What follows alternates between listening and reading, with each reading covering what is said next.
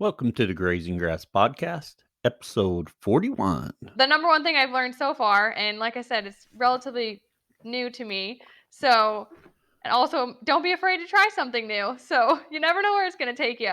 You're listening to the Grazing Grass Podcast, helping grass farmers learn from grass farmers. And every episode features a grass farmer and their operation. I'm your host, Cal Hardage. On today's show, we have Lillie Beringer of Beringer Family Farms. She's a 25-year-old third-generation farmer in Iowa. And if my memory serves me correctly, she is our first guest from the great state of Iowa. She is combining her passion for cow-calf operation with rotational grazing, and she's just getting started on her journey. And it is a wonderful interview. I think you will enjoy it. But first, I have two favors to ask this week. First, if you haven't signed up for our email list, go to grazinggrass.com and sign up for our emailing list. Secondly, we have a giveaway this week. Listen after Lillie's interview to find out more. Let's talk to Lillie. Lillie, we want to welcome you to the Grazing Grass Podcast. We're excited you're here today. Thank you very much for having me. I'm so excited. Lillie, can you tell us about yourself and your operation? Sure, absolutely. My name is Lillie Beringer. I'm a 25-year-old third-generation farmer outside of Cascade, Iowa.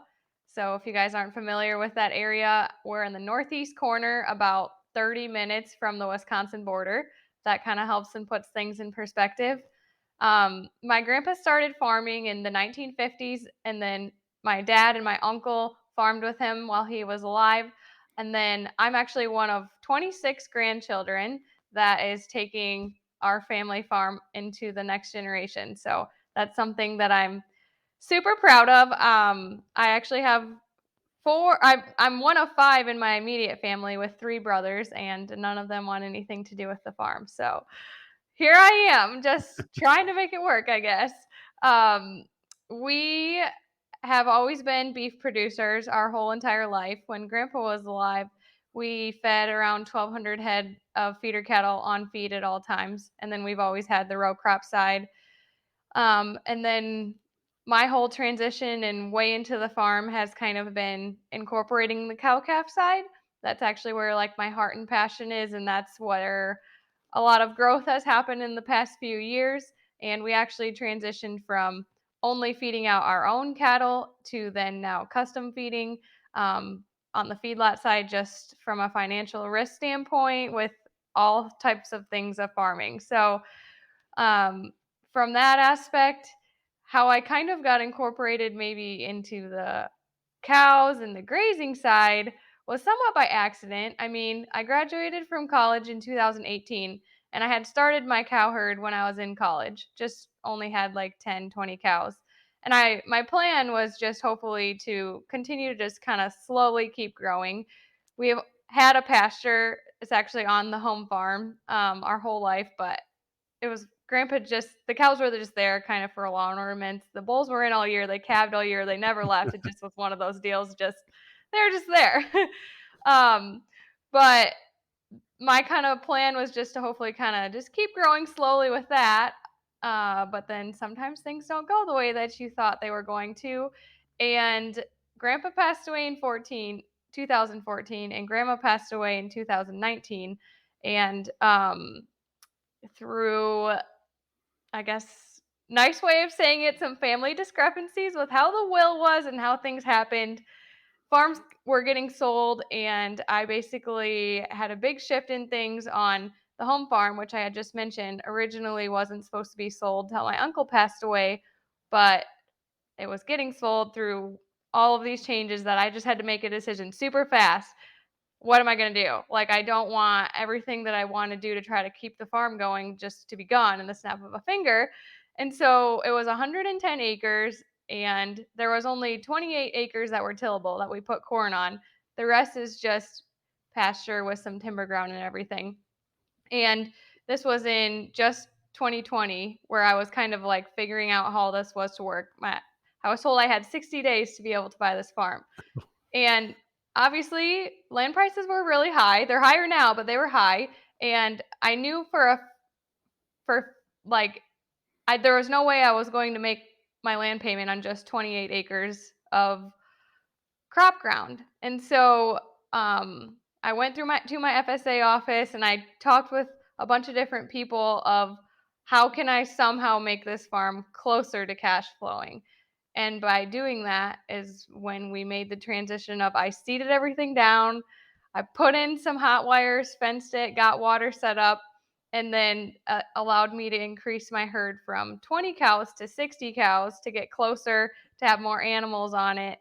And then that's how I just like kind of stumbled really into the rotational grazing standpoint with grass and everything because I had to increase my cow herd in order to make my cash flow work to pay for my land payment. And the only way to do that on the ground that I had was to rotational graze. So I had no experience to it prior. And so just in March of 2020, like a little over, almost coming on 2 years is when I bought the farm. And so the spring before is when I like just started incorporating the rotational grazing, but this year is probably my first year fully of doing that. And it's the first year that like the ground that was seeded down finally was like the very first year of that. So it's been an awesome journey. I'm just learning a lot, but I'm completely sold on the whole deal. And thankfully, I through the FSA office, use the equip program. So I had some cost share on my seed cost and setting up my water and my fencing and everything on that aspect. But that's kind of, I guess, how I initially stumbled into the whole deal. And then it's all really grown really fast in the past just even year because the more you get involved with it and the how like awesome you see it work, just the more you want to figure out how you can keep doing it. Yeah, so true. And yeah, it's so exciting on that journey. Like you said, it's just been a couple of years, but Yeah. very good. When you found out about rotational grazing, did you find that out from FSA or Yeah, pretty somewhere much. else? Yeah. Because when I first went into them and was like, "Hey, I need to buy this farm," they were like, "Yeah, how? There's no way you're gonna make that on just corn," you know? So then that's why Yes. they were like, "Hey, we have this equip program. We can seed it down and we can possibly put some fences in. We can increase our herd number to this and kind of go from there." Um, and so that was kind of maybe initially, but I also work full time for Purina Animal Nutrition as a beef nutritionist. Oh, So yes. the 2 years prior, I mean, I work with a lot of cow calf producers, and some of my customers were rotational grazing too. So I was like kind of just getting like introduced to it through some of those people as well. And then this kind of came up, and that's when it was like, this is what I need to do. Oh, yes. So you'd had some exposure to it, Yeah. and Yep. then I actually, when I was an intern, so before I started my full time position, I was an intern at one of the co-ops my junior year, and one of my projects was to have a summer pasture tour series, and that was I had 4 different events throughout the summer at each location, all at cow calf places. And 2 of them that we had it at that first summer were like really intensively rotational grazing. And so it was kind of through that. And I ask a lot of questions all the time that, anytime I find something super intriguing, I just like am all in for it. So I had a little bit of exposure of that. And then all of a sudden it was like, well, this is what I'm doing on my farm now. you were able to get your grandparents' farm. You said you put up, electric wires. Did you do perimeter fence? Did you do interior fence? How'd the fencing look, and did the EQUIP program cover all that? Yeah, so good question. Like I mentioned, there was like the front maybe 40-acre section with the timber was already just pasture, but I don't even know if I'd call it that because it hadn't had any really care in like 15 years. So it was probably more a thistle patch or just never had any interseeding or nothing to kind of really benefit the grass. So I kind of was starting from scratch with it. And how I ended up setting it up was the back 2 sections that I call now is what was in crop ground. So then that all got seeded down.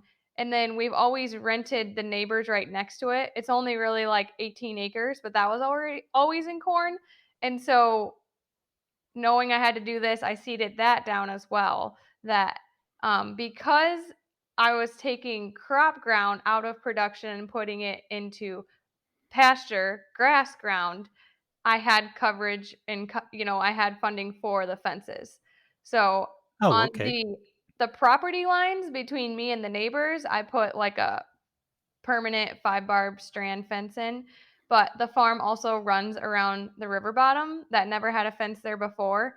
And so that's where I only put 2 strand high tensile along that, because if we get a lot of rain, sometimes the river will come over. And I didn't want to put a really super expensive fence in along that. So that's Right. kind of how, at least to cover the perimeter, it looked like along the river bottom was just 2 strand high tensile, and the rest perimeter wise, either the fence was there or I added my 5 barbs in. But then from there, I took polywire, just 1 strand polywire, and rolled reels out to get my paddock set up. So how it all kind of works now is I have 5 sections that I move into, and I try to have each, they're right now they're big enough that usually they last like a week to 10 days, Oh, more in yes. the spring of the season or whatever, but I try to have at least 3 weeks of rest before I go back to that section. And to initially get started, I started with bigger sections. So I guess it's way different out west. I don't know what your stocking rate in Oklahoma is, but in Iowa, and with intensive rotational grazing, with what we're doing, like if you're not rotational grazing, a lot of people can do 2 acres per cow calf pair. Well, when I set my paddocks up, because I knew I was going to be rotational grazing, I'm kind of set up at a pair and an acre and a half per pair, with roughly, 60, 65 cows in 10 to 15 acre sections is how big my sections are right now. Oh, yes. And then kind of as I continue to grow, for one, my water project was crazy. In order to get water to the back 2 sections that were originally corn ground, so that was a big hassle in itself to do that I was focusing on getting that situation done first before I divide my sections even smaller. But my goal next year is, instead of having 5, I'm going to go to 8 and see what happens there. So I'm just Oh, going to yes. kind of keep making them smaller by using my polywire. Now So your 5 sections you have now, your perimeter fence is your 5-strand bob wire or the 2-strand high tensile, and then yeah, your 5 sections are created using polywire. yeah, and then to divide it are just polywire, correct? Yeah. Just 1 strand polywire. Yeah. Yep. Okay. Very good. And this is a question. It's a pretty simple question, but what type of reels are you using? Are you using any type of reels for your polywire? Um, To be honest, I don't know what the brand is. It would just Oh, be okay. the reel that I bought, like, at, we call it Tyson's, but maybe you guys are like Farm and Fleet or Runnings, I think is what it was down south. Just your Oh, traditional farm store, whatever reels would be there, is what I use. At least the ones that when you drive with a gator, you can just hold it and it just goes right on out. So, I have a few different brands myself. Just I've got some Kin Cove, I've got Gallagher, Stayfix, Terragate. They're all mhm. pretty much the same. I was just curious what you were using and how you liked it. Yeah. I know the color of it, but I'm not very good at name brand stuff. That's the same for tractors too. A lot of people are like, "What is it?" And I'm like, "I don't know. It drives and gets me where I need it to be." So, That's the yeah. way I am with vehicles. Yeah, People exactly. always tell me, "Well, it's so and so." I don't know what is that. Yeah, Um, I for my sure. vehicle has a goal or a purpose of getting me from one point to another point, and I don't want it costing me a lot of money. That's where I'm That at that's too. the Yep, important thing there. 100%. Did you purchase like step in or tread in post Yep, that's locally? yep, just at the local store too. I'm sure as I would get into it more, I'd find some things that work better because the step-in posts that I work or that I have now, they bend so easily that they're kind of more a pain in the butt than anything. I actually, before I just got on a podcast tonight, was fixing a poly wire that the cows had down, mostly just because of my air. I didn't check it to make sure it was hot. And yeah, a lot of the posts, they just kind of bent over, and I'm like, great. Oh, yes. Yeah.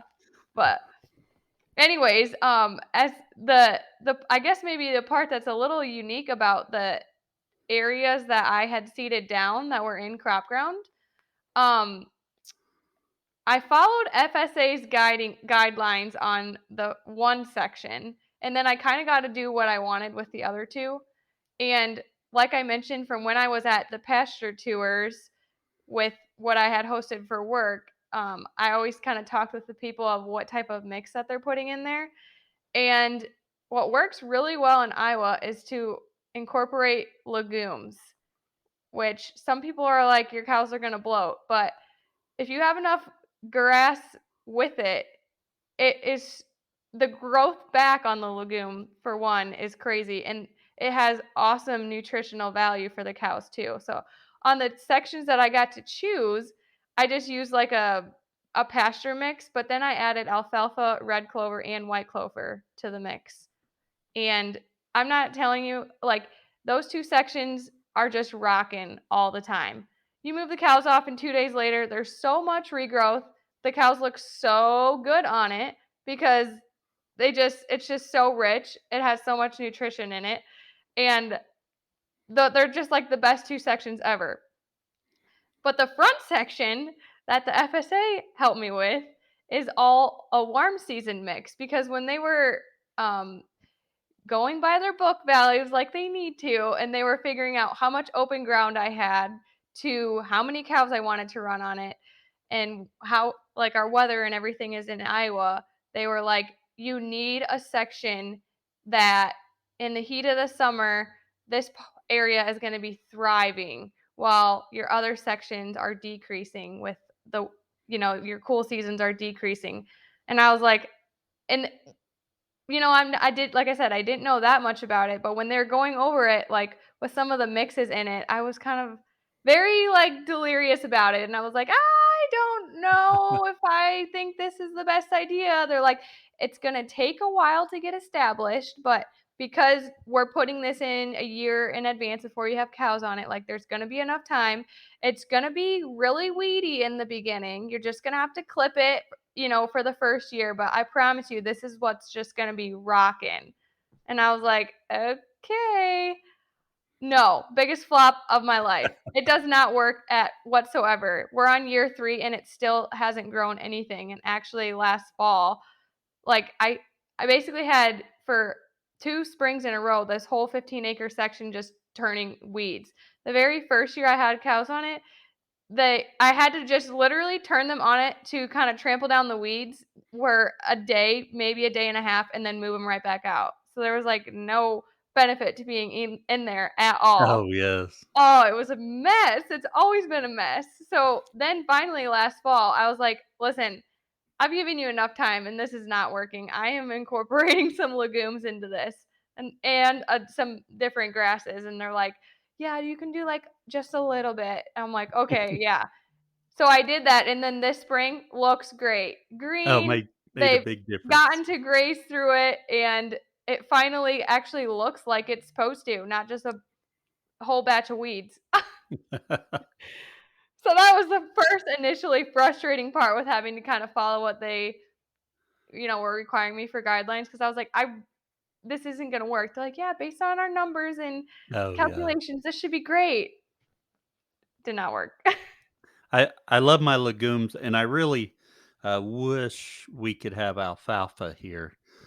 In my area, alfalfa, if you put it in, it doesn't last, and it's just not a productive, um, grass or legume here. Now you Oh, go out really? west, they grow a lot of it, but not where I am. Oh, awesome. I Now, mean, not awesome for you, it's awesome for us, but so what's your guys' main one that you use? for so our pastures are predominantly Bermuda fescue, Oh, mhm. with And I say predominantly that we have tons of clovers in. We have lots. I want to say lots. It varies by the year. White clover, red clover, arrowleaf clover.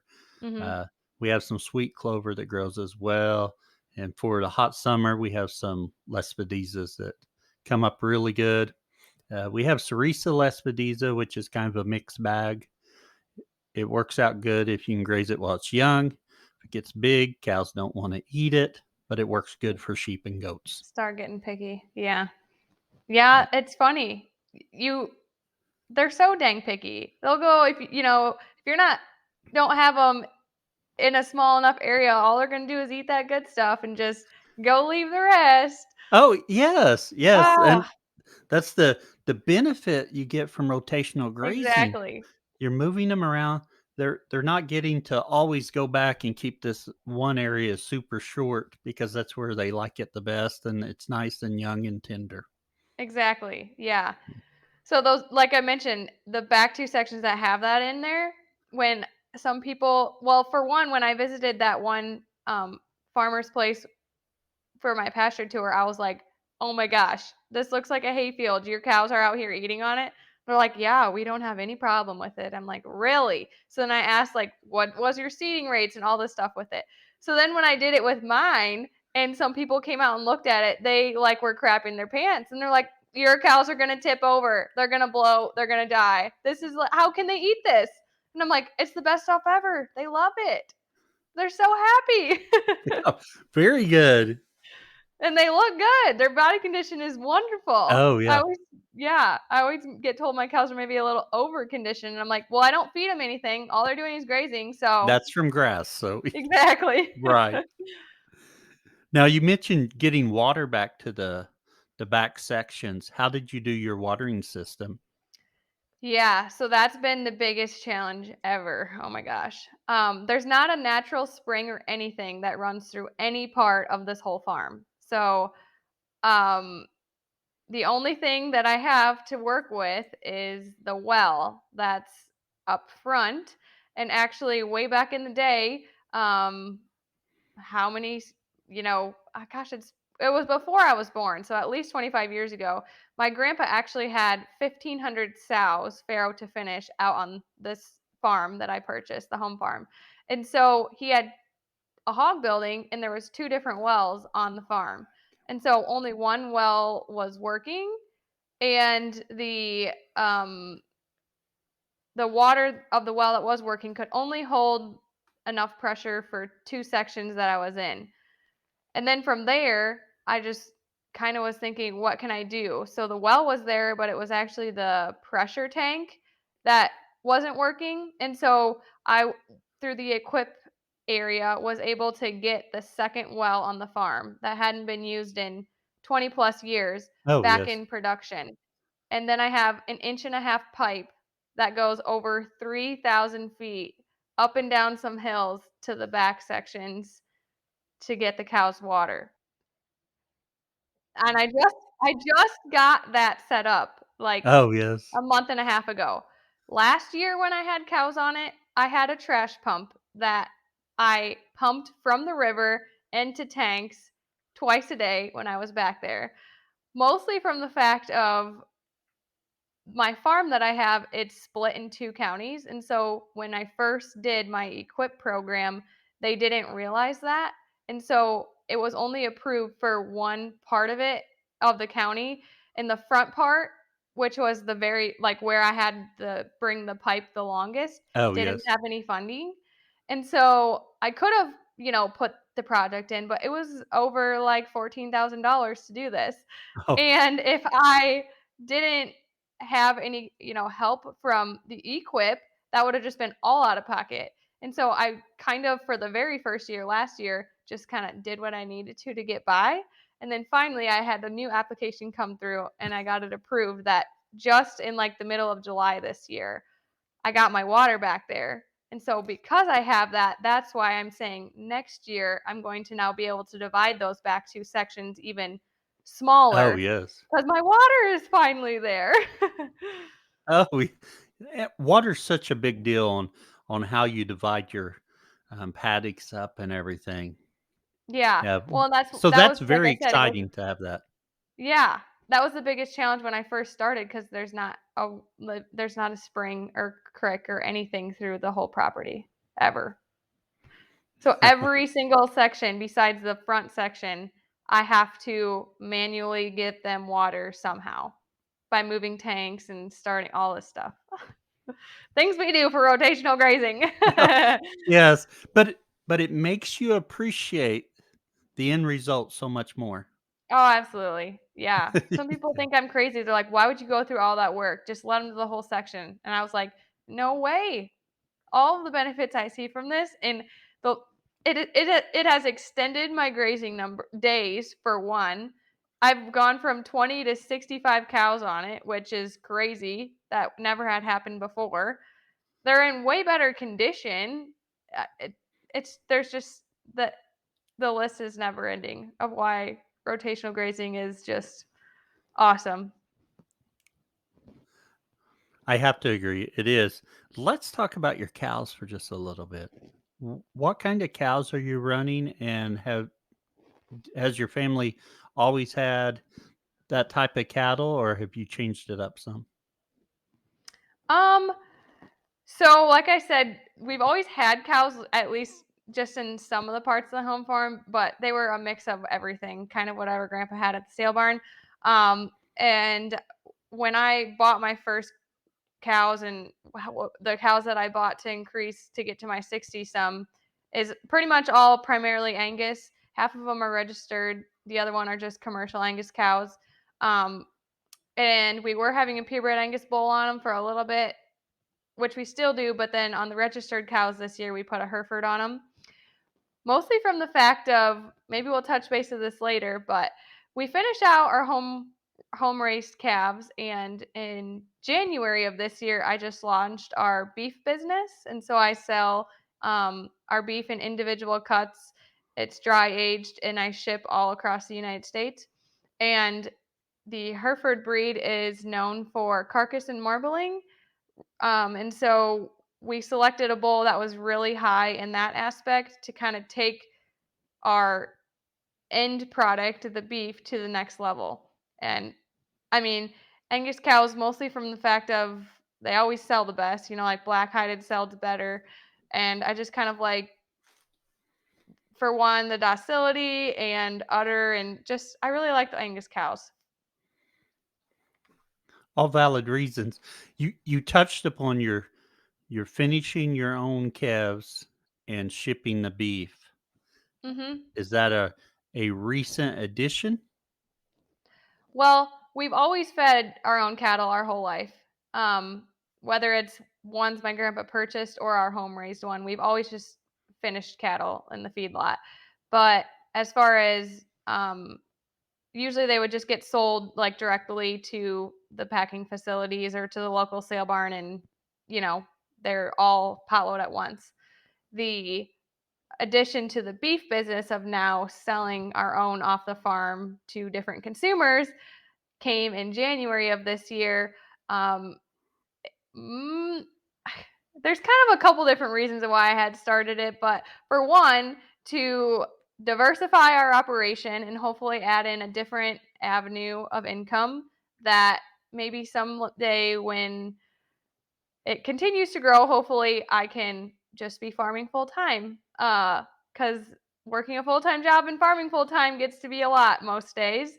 And I know at the end of the day where my heart and passion is. But as a young beginner farmer who had to buy a farm out of nowhere and then do all this work and add extra cows and everything, I am very much kind of strapped with where I'm at. Everything, I'm just a lot of money in debt, let's just say.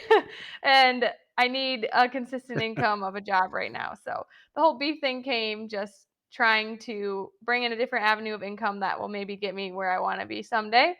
On top of in college, a lot of my friends told me, what I was doing as far as how involved I am on the farm and what I do at home and everything just was kind of pretty unique. And with that, I kind of just took their advice and started a social media page and just started sharing about what I'm doing to advocate for agriculture because the disconnect between farmers and the consumer grows every day, and I think it's so important. Oh, yes. So I initially started it like that, and then some of my followers were asking me if they could purchase my beef, and I was like, no, you can't actually. Like, well, you can buy it in the grocery store, but I have no way to track that it's mine.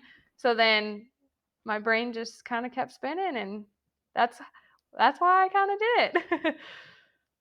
So are you taking your beef to a local USDA approved or inspected processor and then Yep. getting the meat and shipping it? I wouldn't say that it's local. It's over 2 hours away from home that I drive Oh, to yes. drop off steers. But yeah, it's a federally inspected plant, and that's the only way that I can sell outside of Iowa. Right. So they have been awesome to work with. They kind of started this, small facility to find people like myself that kind of want to do that, custom selling. So they'll do the cuts I want to, the packaging I want to, the custom label on it. That part of it is super cool. And they also hang it an extra 21 days, which is what I kind of want, that the dry aging on it. And so they have that ability to do it, that the distance doesn't really matter when it meets everything that I want. Right. If everything else is working for you, a little bit more time there is well worth it. Yes, absolutely. So, on your marketing of your beef and selling it, have you seen a lot of growth there? Yes, I would say more than I initially expected. I'm just Oh, 9 well, months very good. in, and you never know. I mean, I started out kind of on a whim, and I had a goal of selling 10 in the first year, like 10 of our own home raised ones, which doesn't sound like a lot, but you got to start somewhere. Yes, And I surpassed you that in do. like 6 months. And so, yeah, it just really kind of keeps continuing to keep growing. My 1 year will be in January, and I just kind of keep adding a few small things and keep getting the word out. All that I do for selling wise is on social media. I don't go to any farmer markets or anything. Um, because I don't really have time for that. So based on kind of how Right. I go and market it, I'm happy with where it's at. It's a lot of fun. The people you get to meet and connections you get to make, conversations you get to have. I didn't realize that would be my favorite part of it, but Just echoing on that, just the conversations and the people I meet through this podcast, it's just amazing the yeah, isn't network it? It's such a of small world. community that's been built. Yes, Yeah. it is. Yes. One thing I noticed, I think on your Instagram page, uh, you put your brand on your boxes. Yes. I bought a hot Uh, iron, yeah, branding iron, and I branded on the side of them. I saw that actually idea from somebody else that is in California that ships beef. Like as far as just kind of somehow finding a way to brand your boxes, and I'm like, I'm doing that. I think it's cool. It adds like that next personable touch. I thought it was great when I saw it, and I was like, "Why have not that we sell beef or ship anything, but why haven't I seen that more? Because that is such a wonderful idea." And Thank and you. anybody who sees your box sees the brand on it. Exactly. Yeah.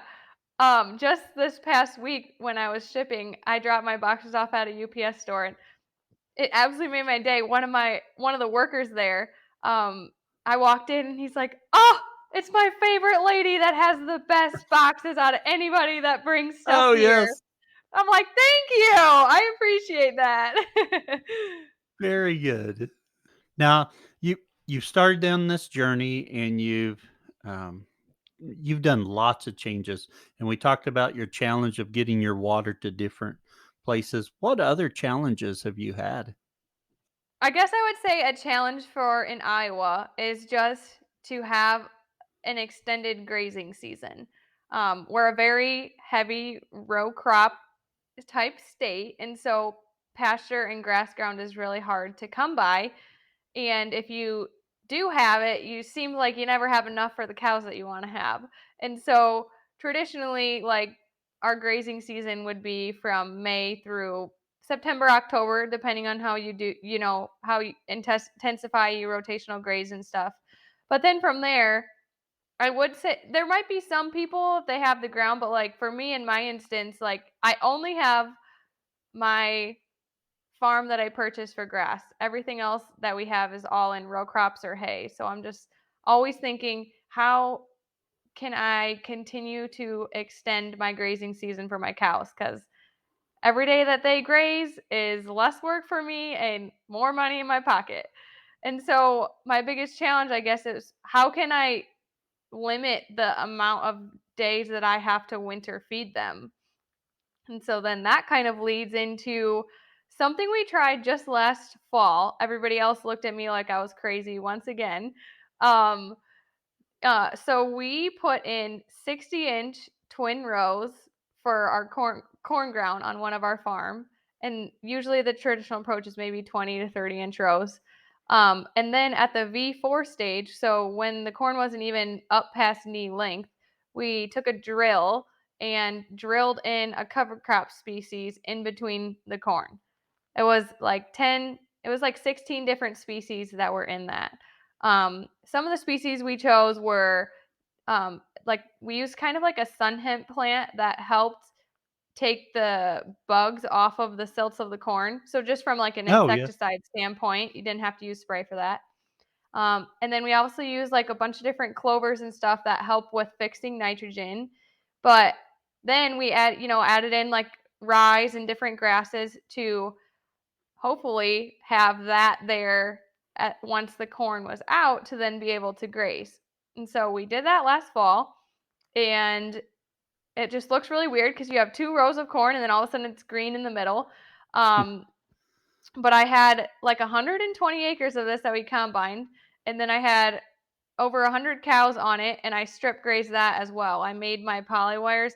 The farm was perimeter fenced of Oh, barbed yeah. wire 5 strand, but then I just took 1 strand reels and I moved that as well.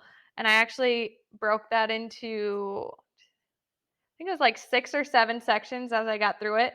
And I like rotational grazed through the stocks cover crop mix as well. Um, and so that extended my grazing days all the way up until December 23rd, when the Oh, previous very year nice. we were extra dry and I was actually feeding by September 10th. And so Oh, that was like an extra almost 3 months of grazing that I hadn't had. And the cows loved it, obviously. And it oh, was a yes. really cheap way to feed my cows. So it ended up being it was like 72 cents per cow per day by the end of it for what the seed cost was to what they ended up getting through that. And yeah, that was super cool. I'm way sold on that deal. And we're going to continue to keep doing that every year. That as soon as the cow's out on some of the grounds, we're putting the cows out to graze on that. Oh, yes. Where do you, um, where do you see yourself going or your farm going in the next few years? You just mentioned one of them, continuing with Yeah. the cover crops Yeah, with the row crops. exactly. Yeah. Um, so my goal is to get to 200, maybe even 300 cows. Right now I'm at a little over 100 because we actually have a fall herd as well. We have a spring and a fall calving herd because with the beef program, I need animals ready at different times of the year. Oh, yes.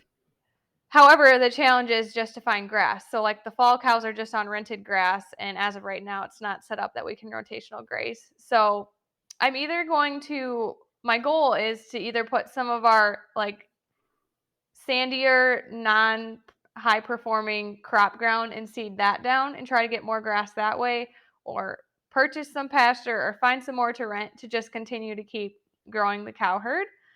Um, and as far as how I can get my rotational grazing in there, I guess probably just continue to keep trying to make my sections smaller each year to see if I can make my season longer, if I continue to add more cows on the grass that I do have.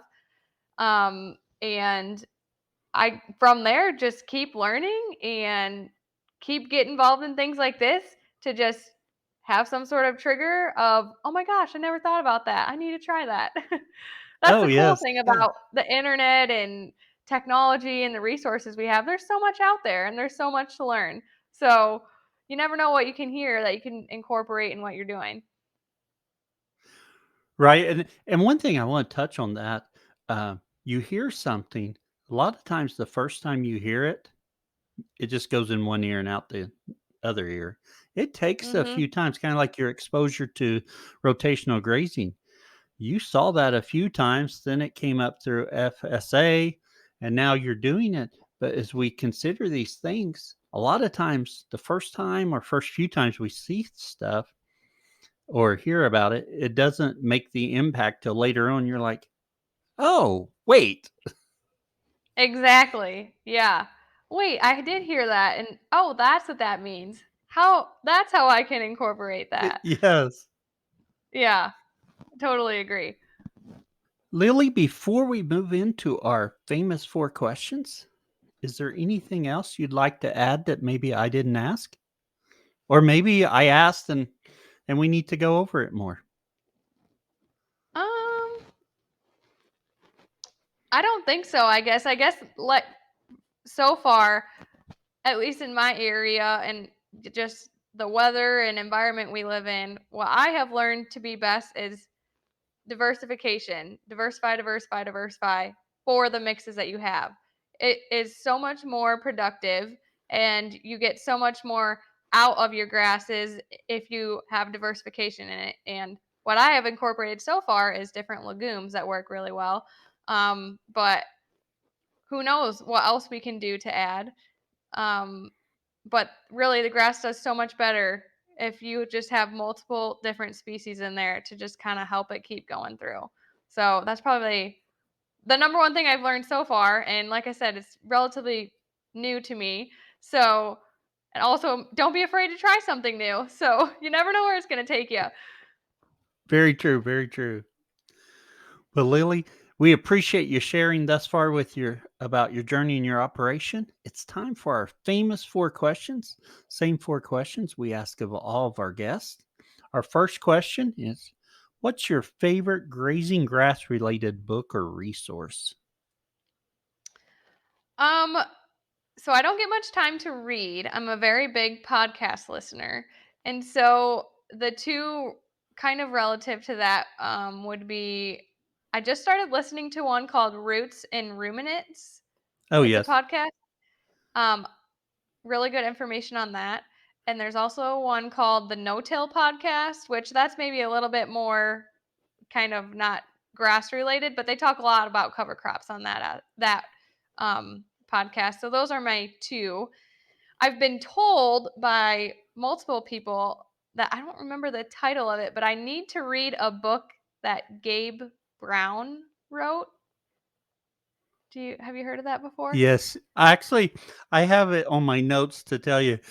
Check into Dirt to Soil by Yes, that's Gabe what it's Brown. called. I have had Yes. like a couple people tell me you really need to read this, and it's one of those deals that I've had it wrote down for 6 months and I just haven't. So I know I Oh, need to read it because I'm sure it'll be really good. yes. Yeah. Go buy it and read it. He is a little bit north of you. He does row crops, cover crops. Um, he talks about uh, the cover crops, a polyculture, tremendous number of species he's putting in. A lot of the things you're talking about, I think you might gain some stuff from it. Right. I've heard that's based on what I'm trying to do. I need to read that. So the fact that you were mentioning it too, that must be the sign. Yeah, I wrote it down here because I thought I need to mention that to you in a little bit if you haven't heard of it. Yeah. I'm definitely a podcast listener because I spend a lot of time in my vehicle. Oh, yes. Yeah, that's the nice thing about podcasts. Driving down the road, you can get something out of that time. Yes. Our second question, what tool could you not live without on your farm? Um, maybe this probably isn't like related to the whole grass part, but honestly, I don't know if we could survive without our skid loader on our farm. Oh, yes. We use it every day, all day for literally everything. I feed cattle every single morning. I have to use my skid loader. We scrape yards, we haul manure, we haul in bales. We don't know what we would do without our skid loader. Oh, yes. Yeah. And I could see that. Yeah. What would you tell someone just starting out on this journey? rotational grazing and try and do the cover crops, etc.? I would say to start small and don't be, and I guess find the people in your area that are already incorporating it and doing a good job at it, and get them on your side and your team, because especially with the rotational grazing cover type crop type things, at least in this area, everybody is so excited to talk about it, and they are so open and willing to share their experience and what they have done, what's worked and what's not. And that's just been the biggest advantage or help to me, is having those people to look to, or I just, hey, I got a question. I'll call this person today. Hey, can you come out here and look at this? What do you think about this? So don't feel like you need to know it all in the beginning, because I didn't know anything. And you can learn as you go. But I guess for me, when I started, I just started small, just getting sections and stuff rotated off. And then as I continue to keep growing, I'm just going to try to keep subdividing all of that and keep going with it. Very good and excellent advice there. Start small, find a mentor. Yeah, Mm-hmm. both great things. Yes. And lastly, where can others find out more about you? Beringer Family Farms on Facebook and Instagram is where I probably spend most of my time. I share just daily up to dates all the times, different types of things going on around the farm. And then we also have a website, BeringerFamilyFarms.com. It's where you can learn a little bit more about me and the beef program, and also order any beef if you want it shipped right to your door. All right. And I think on that shipping beef, I think on your Instagram, you have a map of all the states you've shipped to. You're Yes, still working on a few more states to get in there, I huh? am. I've shipped to, I think it's 38 states so far, but I still have some more to fill. That's impressive. Thank you. Well, Lillie, we appreciate you coming on and sharing with us today. Thank you very much. Thank you. I enjoyed being here. I hope you enjoyed hearing about Lily's operation as much as I did. Sounds like she's on the path to do great things, and I'm excited to see where they go. Earlier in the podcast, I mentioned about a giveaway. Well, let's talk about it. It'll only take you a couple minutes to do. So here's what I'd like for you to do. Go to Apple Podcast or Spotify or wherever you listen to our podcast and leave us a review. The review helps us get the word out about our podcast. And after leaving the review, let's try that again. Third try. After leaving the review, take a screenshot of it and email it to me at cal, C-A-L, at grazinggrass.com. And at the end of the week, we will draw a winner from all those entries. And the winner will receive a copy of Greg Judy's latest book, How to Think Like a Grazer. We really appreciate it and look forward to someone getting that fantastic book. You're listening to the Grazing Grass Podcast, helping grass farmers learn from grass farmers, and every episode features a grass farmer and their operation. You can find the Grazing Grass Podcast on Facebook, Twitter, and Instagram, and we encourage you to share our posts with others. We appreciate it. Are you a grass farmer? Would you like to share your journey? Go to grazinggrass.com, click on Be Our Guest, and fill out the form, and we'll be in touch. And if you listened this long to the podcast, wonderful, and thank you. We have one more thing to announce. At grazinggrass.com, if you click on the community button, actually, it's not a button, it's a link. Click on the community link. It takes you to a forum that I've set up for the Grazing Grass community. And look around there, sign up for our account, and tell us about you. Also, if you'd like to support the podcast, you can do that there. Until next time, keep on grazing grass. Hey there, listeners. We appreciate you tuning in and want to continue bringing you the best content we can. But producing a podcast takes a lot of time and effort, so we need your support. You can help us out by joining the Grazing Grass community and becoming a supporter for exclusive content and early releases. Also, you can buy our merch to show your love for the show, or by using our affiliate links to purchase products or services we recommend. If you can't support us financially, please spread the word and tell others about our show. Thank you for your support, and we can't wait to bring you more great conversations from grass farmers like you.